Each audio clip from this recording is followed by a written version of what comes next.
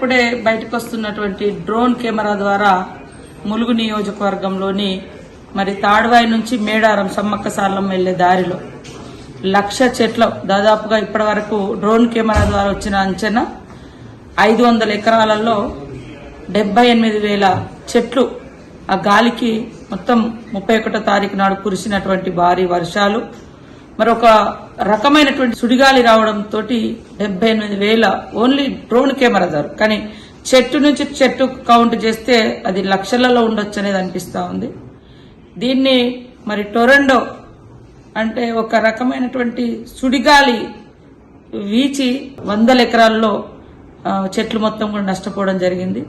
మరి వెంటనే నేను గాని సంబంధిత లోకల్ కలెక్టర్ గారు, డిఎఫ్ఓ, ఎస్పీ మేమంతా కూడా దాన్ని పరిశీలించి ఇది ఎంత నష్టం జరిగిందో డ్రోన్ కెమెరాల ద్వారా తీయాలని ఆదేశించడంతో ఈ రోజు నిన్నటి నుంచి అవి బయటికి రావడం జరిగింది. ఈ రోజు పీసీసీఎఫ్ గారు కూడా మరి ములుగు ప్రాంతాన్ని ఏదైతే తాడ్వాయి టు మేడారం మధ్య, అటు తాడ్వాయి, ఇటు మేడారం, అటు షాపెల్లి, ఇటు కొండపర్తి, ఈ మధ్యలో ఉన్నటువంటి 500 ఎకరాలలో ఈ డ్యామేజ్ జరిగింది. వరదను లేదా వర్షపాతాన్ని ఎట్లయితే మనం చూస్తున్నామో ఇదొక సుడిగాలి ఏదైతుందో దీని మీద ఒక పరిశోధనలు జరగాలి. లేకుంటే ఊర్లు ఆ గాలిలో కొట్టుకుపోయి ఇండ్ల కప్పు లేచిపోయి ఆ ఇండ్ల మీద ఉన్నటువంటి పెంకలు కావచ్చు లేదా ఇతరత్ర అవేమంటారు రేకులు కట్టయి మనుషులకు కూడా ప్రమాదం జరిగే పరిస్థితి ఉంది. కాబట్టి సెంట్రల్ గవర్నమెంట్ ఈ రాష్ట్రంలో జరిగినటువంటి ఈ యొక్క వర్షపాతం గాని వరదలు గాని రాష్ట్రంలో గతంలో ఎక్కడా లేనట్టుగా జరిగినటువంటి మేడారం ప్రాంతంలో జరిగినటువంటి ఈ గాలితో ఈ చెట్ల హననం జరిగింది. కాబట్టి ఈ స్పీడ్ ఏదైతే సుడిగాలి ఉందో దీన్ని ఖచ్చితంగా అంచనా వేసి నష్టాన్ని పూడ్చాలని కోరుకుంటూ, ముఖ్యంగా మేమందరం అనుకుంటా ఉన్నాం ఆ గాలి ఊర్ల మీదకి వచ్చుంటే మేడారం ప్రాంతము సమ్మక్క సార్లం ఏరియాలో ఉన్నటువంటి చుట్టూ గ్రామాలు ఒక్క ఊరు కూడా ఆనవాళ్ళు లేకపోయేదని ఈరోజు అది గుర్తు చేసుకుంటే భయంకరమైనటువంటి పరిస్థితి ఉంది.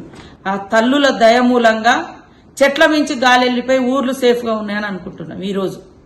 కాబట్టి ఇదొక ప్రత్యేకమైనటువంటి ఒక ప్రకృతి విలయం మనం గతంలో ఎప్పుడు చూడలేదు, ఇప్పుడు చూస్తున్నాము.